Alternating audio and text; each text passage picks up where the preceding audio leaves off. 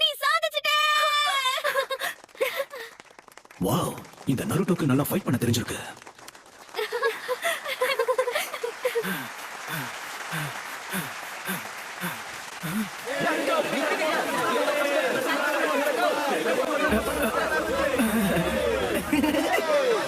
நம்பவே முடியல. இவ்வளவு ஃபைட்டுக்கு அப்புறமும் அவனுக்கு ஓடுற அளவுக்கு திமிரு இருக்குன்னா உண்மையிலேயே அவனுக்கு அற்புதமான ஸ்டாமினா இருக்கு. நருட்டோ போக போக பலசாலி ஆயிட்டே போறான். வாவ், நருட்டோ இந்த ஃபைட்ல ஜெயிச்சிட்டானா? அவன் இந்த போட்டியில ஜெயிச்சு காட்டுவான். பாக்க கியூட்டா இருக்கான்ல. இது எப்படி சொல்றதுனே தெரியல நருட்டோ. ஆனா உன்னை பார்க்க பொறாமையா இருக்கு. நீ பேட்டில் பண்றதெல்லாம் பார்த்தா நருட்டோ நிச்சயம் தோக்கடிச்சிட்டானா? இது என்னால நம்பவே முடியல. நருட்டோ கூட என்ன மாதிரி ஒரு ஆளு தான் நினைச்சிட்டு இருந்தா. யாராலையும் புரிஞ்சுக்க முடியாத சீரியஸ் டைப் பண்ணு. நீ என்ன சொல்ல வர? இப்ப அவன் பெரிய அளவுல வளர்ந்துட்டானு எல்லாரும் நம்ப ஆரம்பிச்சிட்டாங்க. எனக்கு என்னமோ நான் அவகிட்ட தோத்துருவேன்னு நினைக்கிறேன். இந்த நிலைமை யார்? ஃபாக்ஸோட சக்கராவை வெளியே கொண்டு வரதுக்கான வழியை கண்டுபிடிச்சிட்டான். பிரமாதம். 9 வால் நரியோட சக்கராவை அவன் இந்த அளவுக்கு கட்டுப்படுத்த எப்ப கத்துக்கிட்டான்? கூண்டில் அடைக்கப்பட்ட பறவை என்னைக்காவது ஒரு நாள் சிறகடிச்சு பறக்கணும்னு நினைச்சதுன்னா ஏதாவது ஒரு முயற்சி பண்ணி கண்டிப்பா தப்பிச்சு போயிடும்.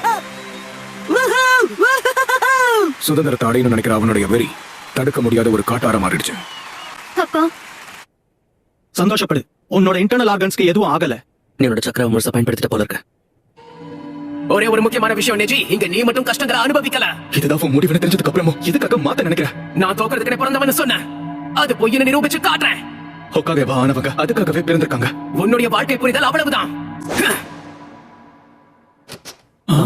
லார்ட் யூகா, என்ன மன்னிச்சிடுங்க. நான் கொஞ்சம் இவர்கிட்ட தனியா பேச வேண்டியிருக்கு. அது நாங்க போக கூடாது. ஆனா இல்ல, நான் ரொம்ப நேரம் எடுத்துக்க மாட்டேன். சரி நாங்க போயிட்டு வரோம். இப்ப நீங்க இதுக்காக இங்க வந்தீங்க? அன்னைக்கு நடந்தது. இப்ப நான் எந்த விஷயத்தை பத்தி பேச வந்திருக்கேன்னு உனக்கு தெரிஞ்சிருக்கும். என்ன சொல்றீங்க?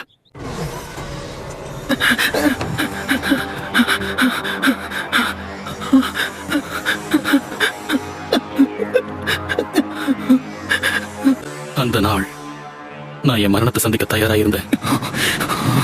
என்ன இப்ப நீங்க என்ன சொல்ல வரீங்க? அன்னைக்கு எங்க அப்பா உங்களை மாதிரி வேஷம் போட்டுக்கிட்டு தான் பிளானை காப்பாத்துறதுக்காக தான் உயிரையே விட்டுட்டாரு. உன் கேள்விகளுக்கான பதிலும் எல்லா உண்மைகளும் இந்த ஸ்க்ரால்ல இருக்கு. அது சரி, தலைமை குடும்பத்தை காப்பாத்துறதுக்காக அவங்க இஷ்டத்துக்கும் ஏதாவது எழுதிருப்பாங்க. நீ இப்ப வளர்ந்துட்டேங்கிறதுனால இத புரிஞ்சுப்பேன் நான் நம்புறேன். அந்த எழுத்து நேஜி, நான் உயிரோட இன்னும் கொஞ்ச நேரம் தான் இருப்பேன்னு நினைக்கிறேன். மிச்சம் இருக்கிற இந்த நேரத்தை கூட உனக்கு ஒண்ணு சொல்ல பயன்படுத்துறேன். என்கிட்ட சொல்லணுமா? லேண்ட் ஆஃப் லைட்னிங்க சேர்ந்த ஹெட் கிளவுட் நிஞ்சா ஹினாட்டா ஒத்துக்கிட்டு போக முயற்சி பண்ணா. ஆனா லார்ட் ஹியாஷி அந்த தப்ப நடக்காம தடுத்துட்டாரு. இவ்வளவு நடந்தோம் லேண்ட் ஆஃப் லைட்னிங் அந்த கடத்தல் விவகாரத்தை பத்தி எதுவும் பேசல. அதுக்கு மாறா ஹெட் நிஞ்சா இறந்தது மட்டும் தான் பேசினாங்க. பழிவாங்க அவங்க எடுத்த முயற்சிகள் ரொம்ப அநியாயமா இருந்துச்சு. நம்ம யாருக்கும் வேற வழியே இல்ல. என் ஒருத்தனோட உயிரை பறிச்சா இந்த கிராமத்தையே காப்பாற்ற முடியும்.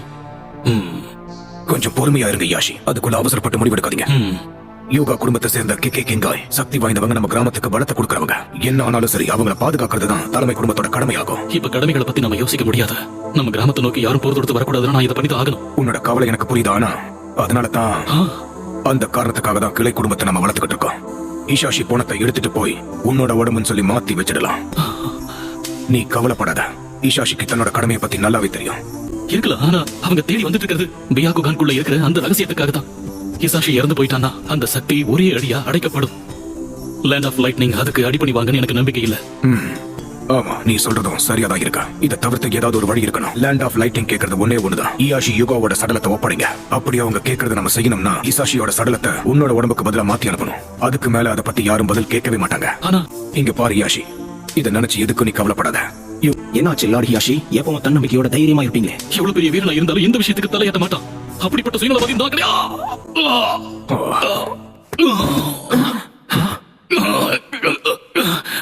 இசாஷி, எதுக்காக இப்படி பண்ற? பொறுமையா இருங்க யாஷி, இத நான் பாத்துக்கிறேன். ஆனா நேஜி இருக்கானே, எதுக்காக சாகணுங்கிற? தலைமை குடும்பத்தை காப்பாத்தவா? எனக்கு ஒண்ணும் புரியல. நீங்க ஒரு விஷயத்தை புரிஞ்சுக்கணும். உண்மையை சொல்லணும்னா இந்த தலைமை குடும்பத்து மேல எனக்கு மதிப்பு இல்ல. இப்பவும் இதை பண்றதுல எனக்கு விருப்பமும் இல்ல. நீங்க இந்த தலைமை குடும்பத்துல ஒருத்தருங்கிறதால மட்டும் நான் இதை ஒத்துக்கல. உங்களை காப்பாத்துற கடமை இருக்கிறதுனாலதான் இதுக்கு ஒத்துக்கிறேன். என் வாழ்க்கையில முதல் முறையா முடிவெடுக்கிறதுக்கு ஒரு வாய்ப்பு கிடைச்சிருக்கு. சுதந்திரம் கிடைச்சதுக்கு சந்தோஷமா இருக்கேன். நேஜியோட இது வரைக்கும் நான் கடுமையா மட்டும்தான் நடந்துகிட்டேன். ஆனா இப்ப அப்படி கிடையாது. இந்த தடவை எது சரின்னு படுதோ அந்த பாதையை தான் தேடி போய்கிட்டு இருக்கேன். தயவு செஞ்சு என் சார்பா நேஜிக்கு ஒரு செய்தி அனுப்புங்க. அவங்கிட்ட தலைமை குடும்பத்தை காப்பாத்துறதுக்காக ஒண்ணு நான் செத்து போகல. அதுக்கு பதிலா என் சகோதரர்கள் என் கிராமத்து மக்களுக்காக நானே சுயமா ஒரு முடிவெடுத்து சுதந்திரத்தோட இதை செய்கிறேன்னு அவனுக்கு தெரியப்படுத்துங்க. இருந்தாலும் நீ மரணத்தை தேடி போயிட்டு இருக்க. இதுதான் நடந்த உண்மை. என்ன மன்னிச்சிரு.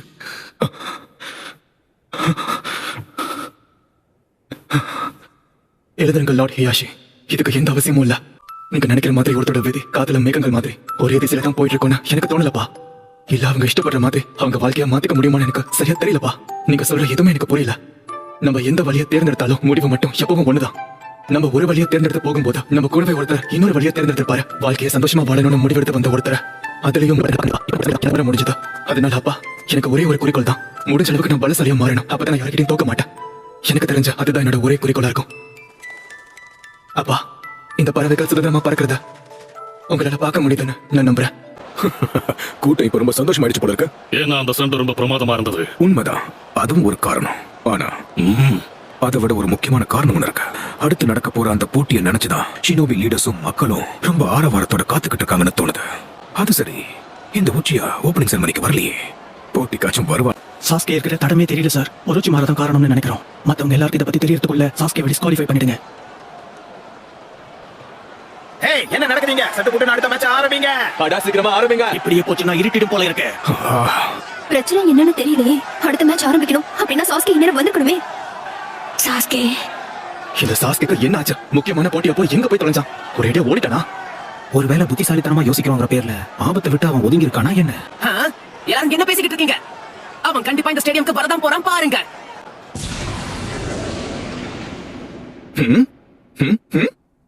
ஆனா சாஸ்கே என்னதான் பண்ணிக்கிட்டு இருக்கான்? அவன் கூடிய சீக்கிரம் இங்க வரலனா கண்டிப்பா டிஸ்குவாலிஃபை பண்ணிடுவாங்க. எனக்கு வேற வழி தெரியாது. சாஸ்கேவை டிஸ்குவாலிஃபை பண்ணிடு. சரி, சாஸ்கே உச்சியாவை டிஸ்குவாலிஃபை பண்றீங்களா? இப்போ நம்ம என்ன பண்றது? இப்ப அவன் வரலனா நம்மளுடைய திட்டம் வேலை செய்யாது. நிலைமை நினைச்சதை விட மோசமாயிடுச்சு. ஒருவேளை அவன் அந்த சாஸ்கே என்னாச்சு? எங்க போய் தொலைஞ்சான்? நல்ல வேலை. அப்படின்னா சாஸ்கேக்கு இன்னும் வாய்ப்பு இருக்குல்ல? நல்ல வேலை தப்பிச்சான். ஹே, அப்படின்னா இவனுக்கு அப்புறம் என்னோட மேட்ச் தானா? இதெல்லாம் கொஞ்சம் கூட நியாயமே இல்ல. அடுத்த மேட்ச் ஆரம்பிக்கலாம். ஷீனோவும் காங்கூரோவும் களத்துக்கு வாங்க. என்னுடைய மேட்சா? அதுக்கு நான் தயாரா வரலையே. அது மட்டும் இல்லாம எங்க திட்டத்தை செயல்படுத்துறதுக்கு முன்னாடி என்னுடைய ட்ரெயின் பப்பட்டோட சக்தியை நான் வெளிக்காட்டுறது சரியா வருமானு எனக்கு தெரியல. ரெஃப்ரி, நான் விலகுறேன். என்ன? நான் விலகுறேன். அதனால அடுத்த மேட்சை நீங்க உடனே ஆரம்பிங்க.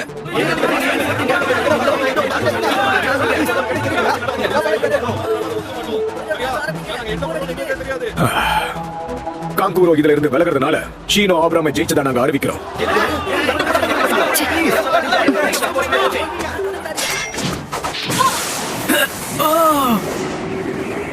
நீ யாரும் சொல்றியா? அடுத்து ஏன் மேட்ச் தானே. போட்டிக்கு நீயாச்சும் தயாரா இருக்கிய? சந்தோஷம்.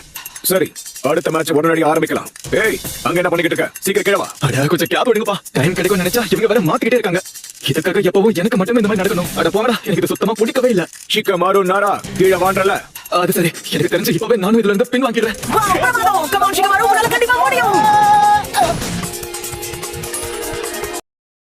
இந்த பர்ஃபார்மன்ஸ்